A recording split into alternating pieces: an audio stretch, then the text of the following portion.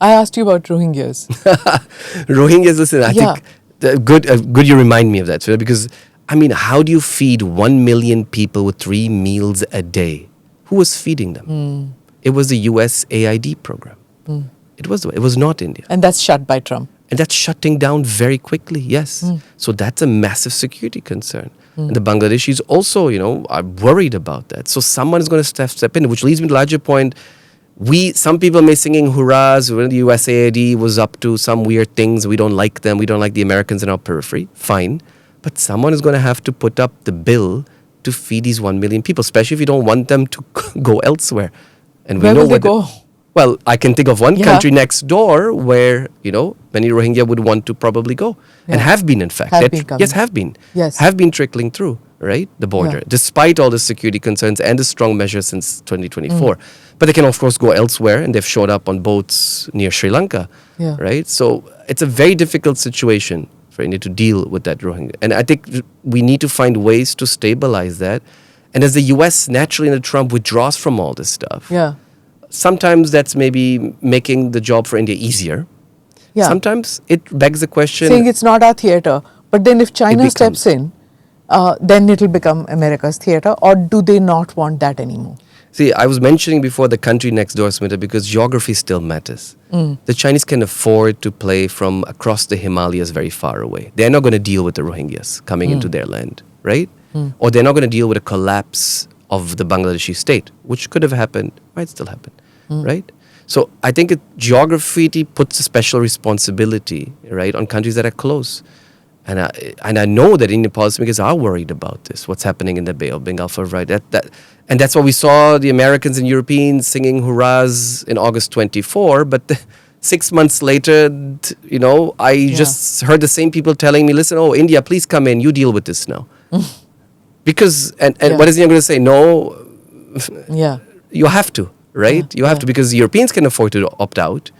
Right? We can't. You can't. It's the 8th largest country. I don't think people, we don't realize how quickly these things can go down south. We saw in Sri Lanka a collapse, a financial collapse. We saw in Nepal, within 2 days, right? Buildings burning, insecurity, no one in control. This can also happen in Bangladesh, right? And unless you, develop a developmental agenda that gives jobs and continues the growth path, you will face a lot of political issues. Ambassador, why is it that you see these student movements happening in Bangladesh? You see it in Nepal. It happened in Sri Lanka. Why is it that it doesn't happen in Pakistan? Imran Khan is supposed to have symbolized that. He got a lot of support from the younger generation, not the students themselves per se, because each political party has its own students' wing. But the younger generation did support Imran Khan, and the underlying factors were the same: unemployment and disenchantment with the existing political order, which was dominated by 2 major political parties. But ruled by family dynasties. But finally, they go to polls. Whatever the movement was, Tehreek-e-Insaf movement, ultimately the decision is taken by the ballot, right? It's not as if they caused an overthrow of the elected government. They fought an election, won, and he became prime minister. It's a different matter that he got thrown into jail. He did not become prime minister. He finished first, you are right. His party was not allowed to contest. His party members contested as independents and clocked up the largest number of seats. But the prime minister was chosen from the second largest party, the runner-up, which was PMLN. No, that's this election. Yes. But before that, he has become prime minister. There again, there was a lot of... He was installed, you feel? Stolen election? Not stolen election. These figures are available in public domain. He did not have majority at the end of 2018 elections. So that majority was manipulated by breaking up PMLN ranks and engineering defection to Imran Khan, both at the federal level as well as in Punjab. So army played a role. So what is keeping the Stones' power from asserting itself is the role of the army, and the other part is the religious parties. And religious parties or groups, their hold cannot be judged only in terms of electoral outcome. There's this oft-repeated argument that they have never won election, but their percentage has kept on increasing. It went up from 3% to 5%. Last elections, it was 9%.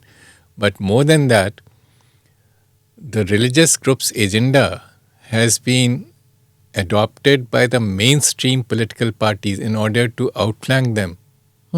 So this is a much larger issue that, their agenda is now being pursued by both the political parties. Both political parties. And let me just give you one example.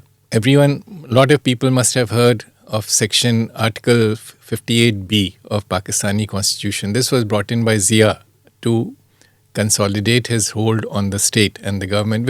It gave him the power to dismiss the Prime Minister, dissolve the parliament, dissolve the state assemblies and so on.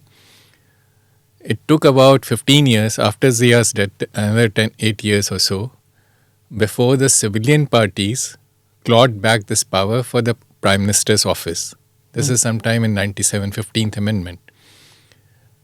Both PMLN of Nawaz Sharif and PPP of Benazir cooperated to scrap Article 58B so that the Prime Minister became the most political figure. But they did not touch Hudud ordinance, they did not touch the entire gamut of religious, changes, Shariat law, which Zia had brought in. So Zia serves a convenient purpose for these parties to point out that, he is responsible for Islamization, but they share that agenda.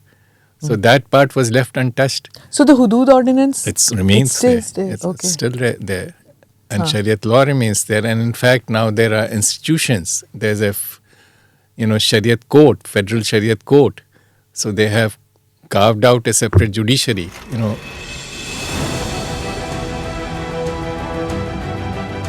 Namaste, Jai Hind. You're watching ANI podcast with Smita Prakash. अगर हम उसको मस्जिद कहेंगे तो फिर विवाद होगा। The issue is टूटा है क्या भारत? 400 पार का मतलब ये है कि संविधान खतरे में है। क्या हम लोग ये निर्देश देते हैं कि फला को गिरफ्तार करके जेल डाल दें? वही तो कह रहे हैं सब। ये बेबुनियाद निराधार आरोप। सच्चा सुनना चाहो देखो स्मिता प्रकाश ANI, it does not lie.